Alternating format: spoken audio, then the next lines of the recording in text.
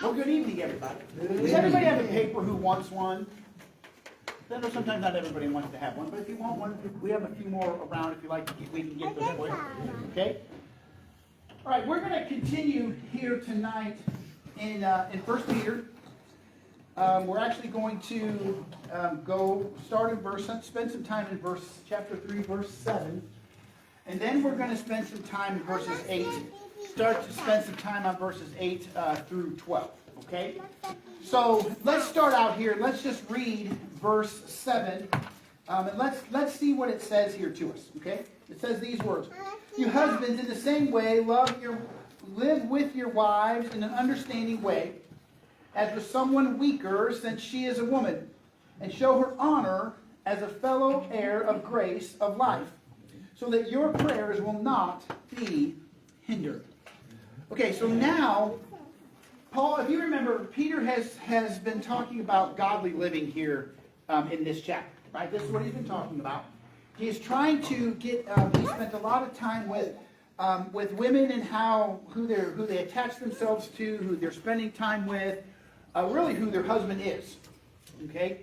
And I don't know if you remember or not, but one of the things that it is he's talking about here is reminding us that the ladies were beginning to get freedoms they never had before. Okay? What can happen when we get true freedom? Go crazy sometimes. Okay, sure. Go crazy, absolutely, right? When you've never had something before, like, man, I can do whatever I want to. Okay? One of the things that's interesting, when a kid goes off to college or they go and move out on their own or whatever they may do, one of the things that happens there is that what you just said, Mike, can very much be a problem. I can remember when I was in college. Some of these things these guys did, I'm thinking, did your parents let you act that way?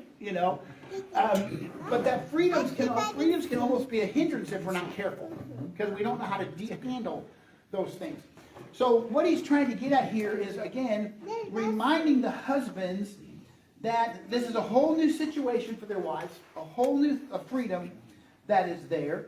Again, the women were always kept down in the Roman Empire. They were not allowed to have very much freedom at all. It's so interesting how in 2026, how ignorant people are about history. Okay? People are truly ignorant about history. Okay? They don't understand is that when you hear things in America such as America's a racist country, go study history about racism. We may have been badly racist in the 1950s and 60s and so forth. Women today scream they want more freedoms, they want more freedoms, they want more freedoms. They have more freedoms they've ever had in the history of womanhood. In the history probably of the whole entire world. Right? And then yet we'll tie ourselves down into slavery with something silly. Okay?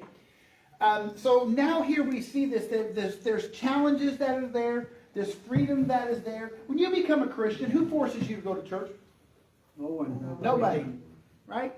When you become a Christian, who forces you to spend any time with God? No one. Okay?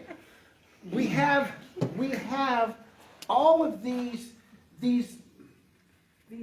freedoms coming upon us that we have to make choices. And I want you to know this, and I know that as parents, one of the hardest things to do is to let your kids make choices. Okay? But understand something. Choices must be very limited to kids when they're little. And when they get a little bit bigger, they need to be expanded slowly. Okay? We have a society that says, let a 2-year-old decide who they are. That is a joke. That is a complete joke. Okay? All they know is what? Give me food, make sure I'm happy, and I'm good. And that's mine. That's right. And they're good. Right? And they're good. And so as we think about this thing, guys, these whole idea that, remember, the ladies are very specifically here talking about unsaved husbands. Remember, he's specifically talking about unsaved husbands. So now he goes into here and he begins to write to Christian husbands there in verse 7. Okay? So he went from unsaved husbands, saved wives, to saved husbands in verse 7. Okay? And again, he reminds me of a couple of things. If you notice there in verse 7, he says, You husbands in the same way, in other words, love your wife, okay? And then he says here, live with your wives, okay? Okay? And it's interesting here because what this literally means, and it's written here on your paper, okay? It is literally on your paper here, okay? And that is, understanding here is that marriage is fundamentally a physical relationship, okay? We must understand this. Why did God give us marriage? For one reason. What was it? Multiplying, having children, right? That was it. Okay, the other stuff came along right later.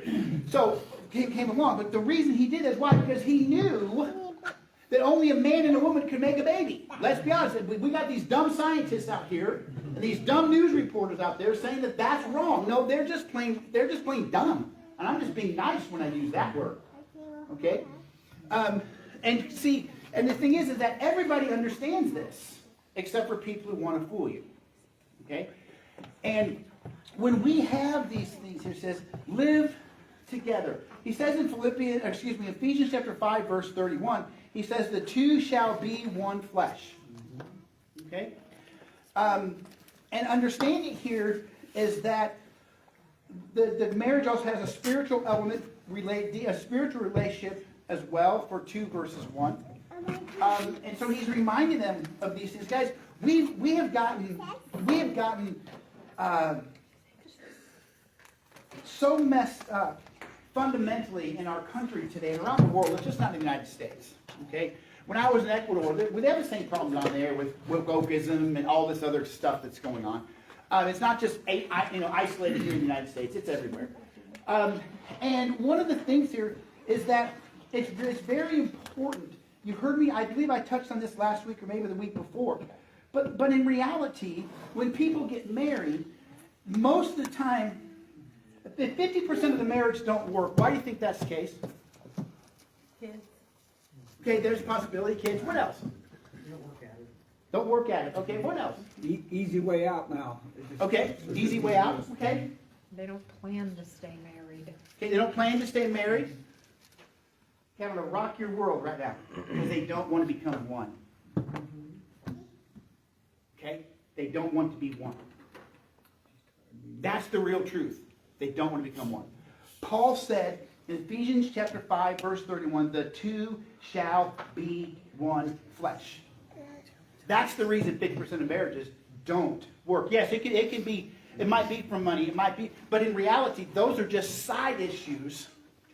Okay? Versus the reality. Let's face it, anybody who's been married, raise your hand. Piece of cake, right? Never have a problem, right? No. We know this. So thusly, we all have the same potential problems in our marriages, correct? We do. We all do. And so, but the ones who truly understand that you are one will last longer than those who don't understand that concept. Okay? Because that's not how God made it. God didn't make it to be two separate people living in the same house. Okay? All right? And it's not just about sex. It's about everything we have. Okay? Everything we have. Jennifer and I do not have two separate checking accounts. Never have. Never have. Okay? And we don't have certain things that are mine, and so we don't have things that are mine and you can't touch it. I mean, she doesn't have to tell me not to touch a sewing machine. I know better. But you know what, guys? I don't know how to use the thing anyway, so I can't touch it. Okay? It's kind of her like with the fishing stuff. She hasn't. I think Jennifer's probably been in my boat maybe once, if that. I've had it for 15, 20 years. Okay? That's not what I'm talking about here. Okay? Nor is that's what Paul's talking about. Nor is that what Peter's talking about. And so we look at our country today, guys, and it's so messed up because we refuse to become one flesh. They don't want to work at it. I heard somebody say that. It's easy to get out of. There's another thing that we talked about. And so, but in reality, I truly believe it's because marriage is no longer that people become one. They become two living in the same house. Okay? And that's a problem.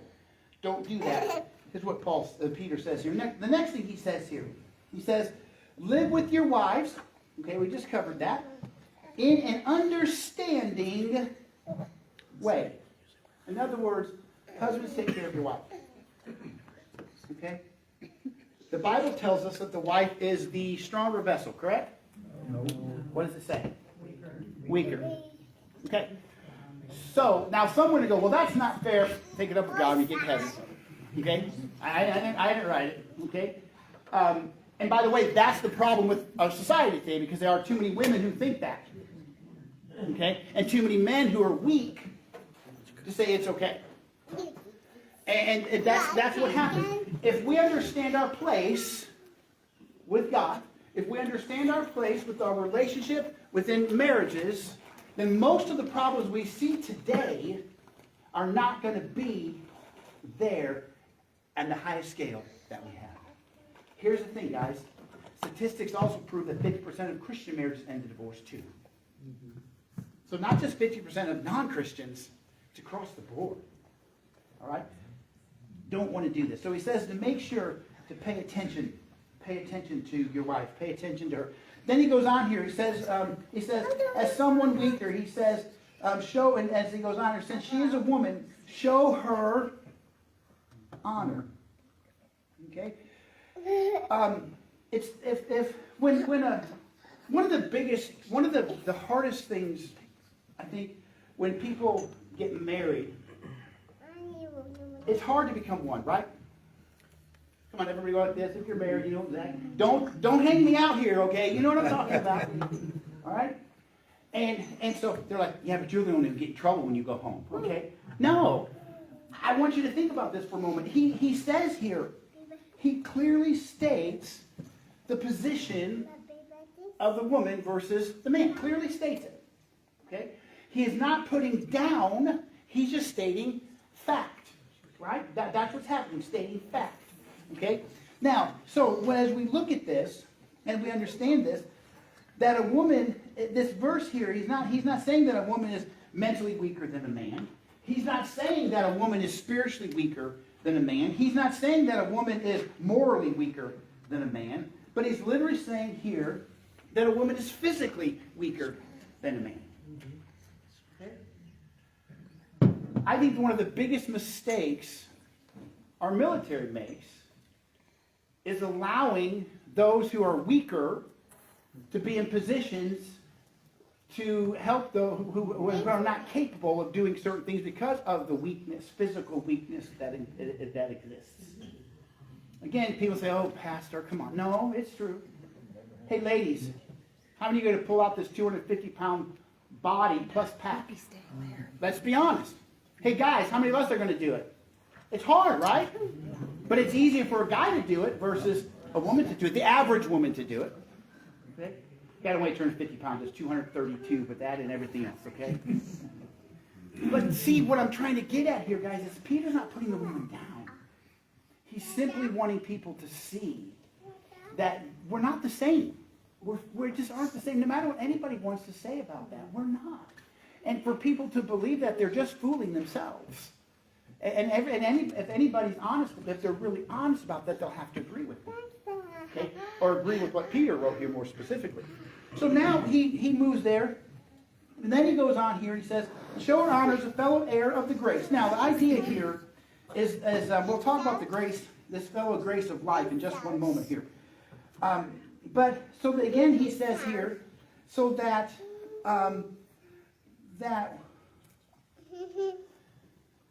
when we have this idea so that your prayers will not be hindered, if the husband thinks he's better than his wife, what kind of relationship are they going to have? Rocky. Very rocky, right? Very rocky. And when you're fighting with somebody, how much time do you want to spend with that person? None. None whatsoever, right? So if a husband and wife are constantly at each other, what's going to be hindered? Everything. Everything. Okay?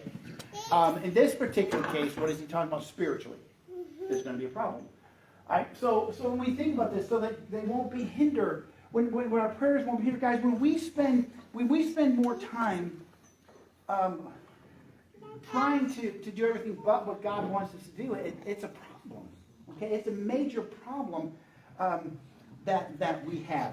So Peter now then talks about this grace of life. If you would, go to the Old Testament for just a moment. Let's go to Psalm 127. Okay? Let's see what it says here in Psalm 127, verse 3. All right? I want us to see this. Okay? I don't know about you guys, but I'm just going to be really honest with you. I cannot have kids. Can I have kids? No, I can't. Nor do I want to. Guys, does any of you guys? I didn't get a single amen out of you guys. Not a single one. Amen. Okay, here we go. Who did God make to have children? Women. Women.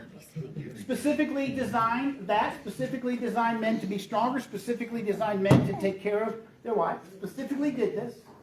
Not as a hateful way, but as a way of making sure people are being taken care of. So, what it may be talking about there in the grace of life is what's found here in Psalm 127:3. It says, "Behold, children are a gift of the Lord. The fruit of the womb is of the Lord." Do you know how many people have their eyes bugged out of their head when I tell them I have 9 kids?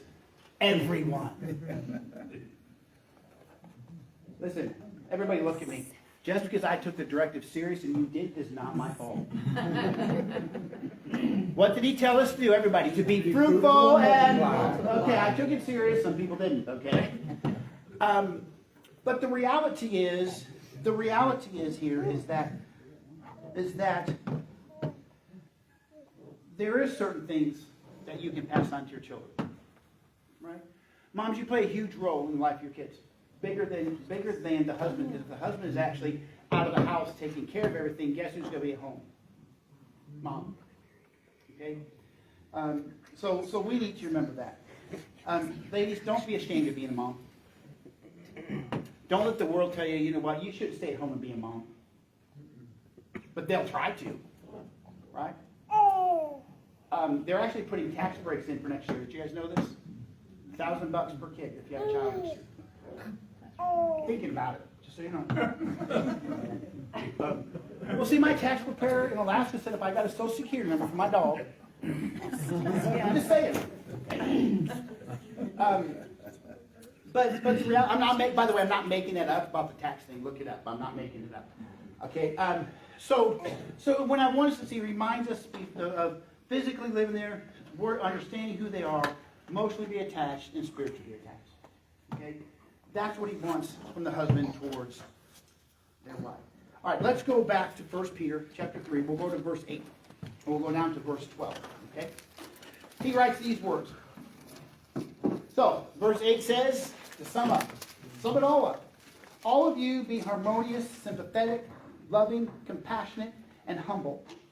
Not returning evil for evil or insult for insult, but giving a blessing instead. For you were called for the very purpose that you would inherit a blessing. For the one who desires life, to love, and to see God good days, must keep his tongue from evil and his lips from speaking deceit. He must turn away from evil and do good. He must seek peace and pursue it. For the eyes of the Lord are toward the righteous, and his ears attend to their prayer. But the face of the Lord is against evildoers. Okay. Peter continues with the theme of love. Okay. He continues with this theme of love over and over again through the first 3.5 chapters of the book of 1 Peter. All right. So you can write this down if you like. When the Bible repeats itself, pay attention to it. Okay? Pay attention to it. So, if he says to love, love, love, love, love, what are we supposed to do? Okay. So, Peter continues with this teaching of loving. Okay? Now, can love be difficult? Yes. I think that also part of the problem sometimes we have culturally is we confuse love with lust. Okay? They don't even compare. They're not even on the same piece of paper. But Peter's not talking about lust here. He's talking about truly loving each other. Okay? I will tell you this, that if you, okay, but we've talked about this in the past a little bit. If you love someone, how do you treat that person or persons? How do you do it? Respectfully. What do you want for them? The best, right? You know, you want those things. So, I think of our Christian lives. Okay? The hardest thing about being a Christian is having to be nice to other Christians. Come on, guys, think about it for a minute. We can rub each other the wrong way, can't we? Mm-hmm. Right? And man, there's times when like going, really? You didn't think that one through, did you? I didn't think that one through, whatever it might be. And I will tell you what separates a true loving church from a church that isn't is love. We can claim to be a loving church, but if we never express that love and how we interact with one another, we're only fooling ourselves. Okay? So here we see this with Peter. He says to us, reminding us that it's a hard thing to do. But Peter, in chapter 3, verse 8 of 1 Peter, he literally says, I sum it all up. He says, be harmonious, be sympathetic, be loving, be compassionate, be humble. Okay? So if you would, let's go for just a moment to Paul, and Paul's writing to the church in Rome. Okay? All right? Paul says in Rome, chapter 13, these words. All right? Chapter 3, it's on your paper, verses 8 through 10. Okay? All right, here's what he says. Is everybody there? I'll wait. Okay? It's Romans chapter 13, verses 8 through 10. Owe nothing to anyone except to love one another. For the one who loves his neighbor has fulfilled the law. For this, you shall not commit adultery, you shall not murder, you shall not steal, you shall not covet. And if there is any other commandment, it is summed up in this saying, you shall love your neighbor as yourself. Love does no wrong to a neighbor. Therefore, love is the fulfillment of the law. Okay. Now, I want us to bring this out, and I want us to see this, because the reality is, if you notice what he says there, he says, love is not going to do certain things. Right? But it also says it's going to do something as well. Okay? He says here to us that he says one of the things we're not going to do is to do wrong to one another. What it says there at the end, at the very beginning of verse 10. That's the first thing he says. Guys, if we constantly are trying to do wrong or trying to one-up someone, love is not involved. Okay, it's the opposite of that. If we're constantly trying to do the things that not just are listed here, stealing and coveting and other things, if we're constantly trying to be better than the next person next to us, if we're trying to be this way, one of the things the Bible tells us love just is not rude. Right? Love does not hold a score. Love doesn't do a lot of those things. But I will tell you what, guys, Christians, man, we'll keep score against each other. Man, we'll be rude to one another. And you know what? We don't care. Now, I know that because we repeat the behavior. If we cared, guess what we wouldn't repeat? The behavior we say we shouldn't do. Okay? It's amazing. It's amazing how we say we love one another as Christians and brothers, not just in the church, but outside of the church.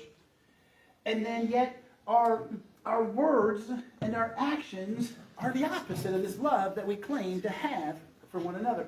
How many wives out there do you think hang around their husbands because their husband loves them as they beat them? More than we probably want to admit. Okay? And I just shake my head. I was a lady, this has been many, many years ago. She said, well, my husband beats me. She said, why do you stay with him? Because I love him. I said, well, he don't love you. How do you know? I said, because a husband who loves someone is not going to do that to him. Guys, if we really love each other, some of the things we do to each other in our church should not be happening. It should not be happening. Okay? It should not be happening ever. Okay? Because we can't live a way that says, hey, I love you, but man, I'm going to go stab you in the back as soon as you turn it towards me. Right? That's what we do so many times. And guys, I want to encourage us, let's not be that way. As I shared with you this morning, 2026 will be an awesome year only if we choose to be part of making it that. Okay? And I want to be, I don't know about you guys, but I want to see an awesome year in 2026. Don't you? Okay? So when we see this, don't be that way. Because we have to fulfill that. Because notice what it says there at the end of verse 10 of Romans chapter 13. He says, therefore love is the fulfillment, the completion of this. So, on your paper, it says here, this applies to every Christian and to every area of life. All right? So, this is highlighted on your paper. This love is evidenced by a unity of mind. Unity does not mean uniformity. It means cooperation in the midst of diversity. How many of us all have the same background? So, because when I use the word diversity, I don't use that in a perverted way like our society wants us to use it as. Okay? Diversity just simply means we're different, right? Raised differently. Different importances, different non-importances, those type of things. Okay? And we look at this, and this is something that we have to remember here, is that the members of the body, which is Christians, right? That's you, that's me, that's people outside of the walls, they work together in unity, even though we're different. Okay? I have a pastor that came to me this past week, and actually I met him at Christmas Eve services, and he came to our church. And he asked me, he said, Doug, I need to talk to you about using your baptismal. Our church doesn't have one. I said, okay. So he came by here to see me on Friday. So I looked at him and I said, yeah, you can use our baptism. So if you guys want to see a baptism on January 18th at 1 o'clock, stay around. You'll get to see one. You see, I could say to him, no. When they believe, his church believes just like we do. They have a need that our church can meet. They have a young man who's a teenager who's been waiting 5 months to be baptized. Okay? Guys, you don't do that to score brownie points. You do that because it's the right thing to do. Okay? And that's the thing. Okay? We might differ in our ways, but that's okay. That's what makes us diverse. That's what makes us unique. Anybody can fight, guys. It takes a lot more work to be together than it does to fight. Okay? It takes no effort to fight. Okay? But working together is what he's saying here. This is what he wants them to understanding with the husband, with the wife, saying, hey, you know what? Love one another, because love is difficult. Guys, we have, I think for the first time in history of our country, we truly have a hatred in politics. A hatred. Not a disagreement, a hatred. Right? Okay? We do. And both sides are guilty of it. Okay? Both sides are guilty of it. And instead of having, what is the best common goal that we need to have as a government being the first question to ask, instead, I'm not going to do something because I hate you. That's what we do. And you know what, guys? Sometimes I see that in the church. You can't do that because I think that's a stupid idea. That's a dumb idea. And guess what that does to our churches? It creates a big crater. I didn't say we can't disagree. That's not what Peter's saying either. I'm not saying you can't disagree. But what we can't do, as a friend of mine used to say a lot, we should not be disagreeable. We'll justify being disagreeable because we think we have the right to be disagreeable. But we don't. Because that creates bigger problems. This is what Peter's saying. Hey, love your wife. Love her. Love each other. Be sympathetic towards one another because that is what is going to make the difference. Here, listen to what D.L. Moody said. Okay? He said, someone came up and said, hey, he said this, well, I'm always ready for improvement. Someone said to him, you know what? They said that, he told them that his methods, and I left this part out. He said, this guy came up to D.L. Moody and said, your methods are wrong. And he went about telling why his message was wrong. And you know what he said to him? Because they're not mine. That's what we'll usually do. Because I want to be right. Do you want to be right? How many of you guys want to be right? Mm-hmm. We all do we not, Andrew? We all do to some extent, right? And so all of a sudden, he's like, you know what? D.L. Moody said to him, okay, what can I do better? You know what? Guess what the guy said? I don't know. I don't know. Okay, believe me, guys, if you've been a Christian for very long, you hear things like that. Okay? You hear things like that. So that's important. So here's something else I want us to see here. We have to remember that we may differ in how things are to be done, but they must agree on what is to be done and why. Okay? We can't be so stubborn that if we don't do it my way, I'm not going to do anything. And guess what? After 32 years of pastoring, you know, I see in the church that. And then we ask this next question. I don't understand why the church isn't growing. I don't understand. Instead of saying, hey, you know what? You know what? I see what you're saying. I can understand what you're saying. Let's look at it. We've all probably been guilty of those things at some point in our lives. But the reality is that Peter here saying, hey, you know what? Love's a good thing. Love has characteristics about it that everybody's going to see. Does the world love the world?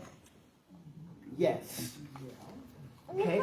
So then what's the difference then between love Christians are supposed to have for one another and the love that the world has? What should be the difference? Okay? One of the things that should be different, no strings attached. Number two, what else should be different is this one we're going to get to in just a moment, humbleness. Okay? These are things here that Peter wants us to see. This is what it's all about. Here's some of these evidences that are out there. So love reveals itself in pity, a tenderness of heart towards others. And I will tell you that there's times in which, man, I don't want to have tenderness and love towards others. How about you guys? And usually when we do that, it's because we want our way. Okay, that's usually why we do it. I want my way, and if I don't get my way, I'll just take my ball and go home. Okay? And I want us to see here that I truly believe that if you and I, if God's people, not just in our church, but in this world, if we can say, you know what, I love God so much that I am going to follow Him and do what He wants me to do, become who He wants me to be, and when we do that, when we have differences between each other, guess how they're going to be responded towards? Out of love and compassion and mercy and humbleness. Okay? That's what we need to remember. That is so important here. Okay? So this whole idea, this idea of compassion, it's on your paper. Another evidence of love is compassion. Okay? A sincere feeling for and with, okay, the needs of others. Okay? It's easy for us. I have everything I need, so why do I need to worry about somebody else? Right? It's easy for us. I'm happy, so why should I need to worry about anybody else? That's not compassion. It's the opposite of compassion. Right? And so when we look at, remember I told you when we first started out, that we have this idea in America that everything is everybody should be equal. Guys, that is like straight from Satan. Because we are not equal. Okay, we're just not. And you know what? I'm okay with not being a millionaire. I really am. I'm okay with not having all these things because you know what I don't have? I don't have some of the headache these people have. Right? I don't have debt coming out of my ears. Because I'm trying to keep up with everybody. I don't have those things. Okay? And so when we see this, it's just understanding that we have to have this, and if we are going to love those things, man, we're not going to have a pity or towards one another. If we get so burdened down by things, here on your paper here, in the Roman Empire, this was not a quality that was admired. Love was not something that was there. And I want to tell you something, it's not quality in our culture either. Let's step on each other's throat, take whatever we can from that person and move on. All right? There's people that do that every day. Every day. And then if you stand up to it, they label you a hater. Right? And so, but here we see this here. We have to have this love, this compassion towards one another. In fact, in 1 Thessalonians chapter 4, verse 9, we are taught of God to love one another. Okay? But here's the problem in society today. When we say we love someone, what do people usually mean by that? What's that? I couldn't hear you. Like. Mm-hmm. And we use that word so for everything. Right? Brother Johnny, I love pizza, man. Right? Donnie does it, you love something else, right? Okay? But the reality is we've watered down that word so much, or we've perverted that word so much, we've done one of the two things with it, that we forget that we're supposed to love each other as Christians, not in a sexual way, immoral way, but in a morally way. Because God commands us to love one another. Okay? That's what we're supposed to do. That's what Peter is driving home here to us. This is what he's talking about here. Are more women sympathetic than men? Yeah. Generally, right? Why is that, do you think? I don't have an answer, I'm just asking. They're nurturing. Yeah, nurturing. You know, and so when we see this here, let's go here. He says there in verse 8, he says, compassionate and humble. Okay? Do you guys realize when I've never had someone come to me because they needed counseling? 99% of the time, it's never the husband that initiates, it's always the wife. I can say that almost to the person. Okay? Because men aren't that way. Okay? But women are. That's how God made us. And I know there's some exceptions to what I just told you, but generally that's not what happens. Most of the time women want to come in, bash their husbands, have you take their side, so when their husband comes in, you can say, don't you know you need to be a better husband? That's usually what they try to do. Okay? But love reveals itself in pity, in tenderness, and a heart towards others. And sometimes that's hard. Because Brother Donnie, what we'll say sometimes is, do they really deserve it? Or, do you think they're fooling us? Okay? And man, if we can put up that wall, right? We can put that wall up that we think that they're trying to fool us, the tenderheartedness will go away. When we come in and the truth comes out, see, I told you to begin with, that's what they were. But there are far too many husband and wife relationships that are that way. There are far too many where the husband doesn't love his wife the way she's supposed to, and the wife doesn't take care of her husband the way she's supposed to. And they learn to hate one another. They do, or they tolerate. Okay? And then all of a sudden, that's a problem. But the word, again, to humble here means be humble-minded. Okay? What type of a person learns? Humble. Okay? Jesus never said, I'm so glad my disciples are humble. He would say, why are you so stubborn? Okay?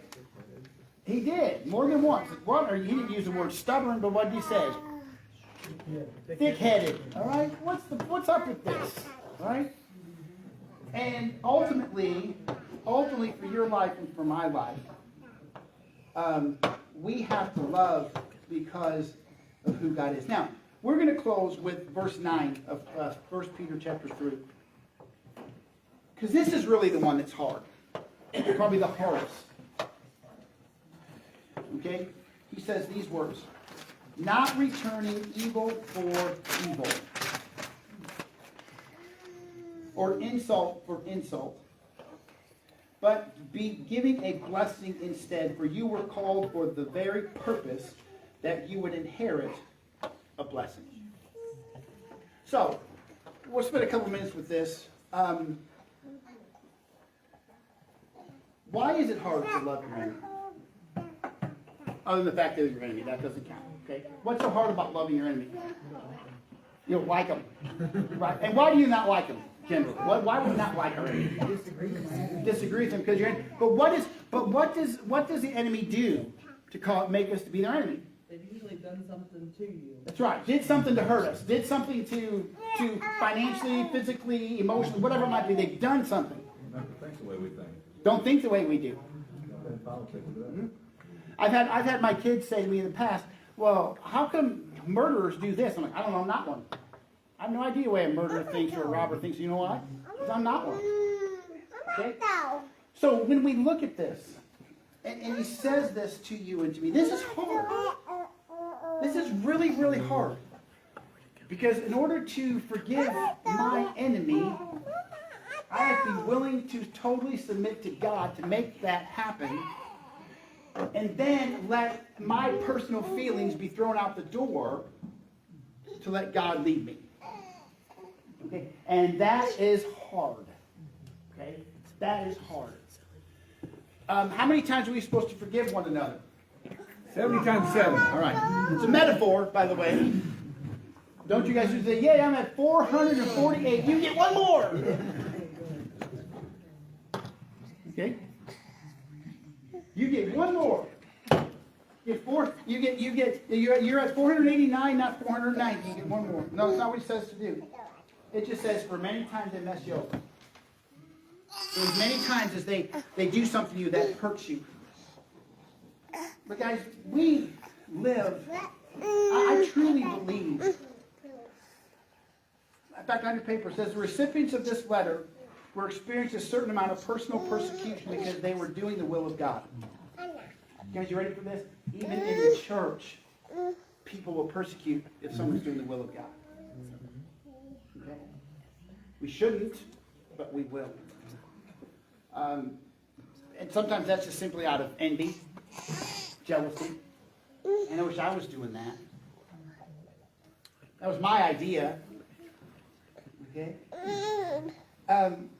But in reality here, Peter warned them that official persecution was just around the corner. So they had better been prepared. Guys, if we can't forgive each other, how are we going to forgive the world? We won't. If we can't love each other, we're not going to love the world. I don't mean to love the world as in becoming like the world. But he wants us to see this. He wants us to understand this. And I want to encourage us, guys. I'm telling you, we get an awesome God who we get to start over. Right? When we accept Christ, we get a do-over. Did you know that? When God forgives you of your sin, you get a do-over. Right? And so, as we think about 2026, let's look at what can I do better as a Christian in being who God wants me to be. Remember here, Peter says, hey, be humble, love each other, care about one another, and make sure that you're prepared. Because guys, have you guys seen this? Have you guys heard anything about the mayor of New York City? Yeah, they elected an openly Muslim mayor who is openly hostile towards the Jewish people. Has already started to do that. Okay? All right. Guys, as a country, that's what we're going to start becoming when we stop being the people God has commanded us to be as Christians. Okay? And I just want us to think about who we are, who you are. Think about for yourself. What does God want you to be? Who does God want you to become in 2026? Who's the person? Because I want you to know this. God cannot use you, will not use you if you choose not to be used. We already know this. It's not hard. We already know this. And I want you to think about, hey, how am I being used? Can I be used by God in such a way that those around me be blown away by what God did through me? The world around us, can the world not be blown away with what God can do through our church right here, right now? What a God that we serve. And I hope we can truly say, you know what? We love one another. Okay? So let's take a moment. Let's pray. Father God, I thank you for all you do for us. And Lord, use us. Use your word to change our lives. Use your word to give us strength. Use your word to give us excitement. I pray, Father God, that, Lord, for every single one of us here, that no matter where we're at, no matter what we're doing, Lord, that we will be faithful to you. That we'll truly love you and truly love one another. And Lord, that people will see that love like never before in our lives. Grow your church, Lord. Use your people. Even as flawed as we are. Use your people so others may come to know you. And I ask these things in your name. Amen. Please remember, come on back Wednesday night, because Wednesday night we are going to talk about who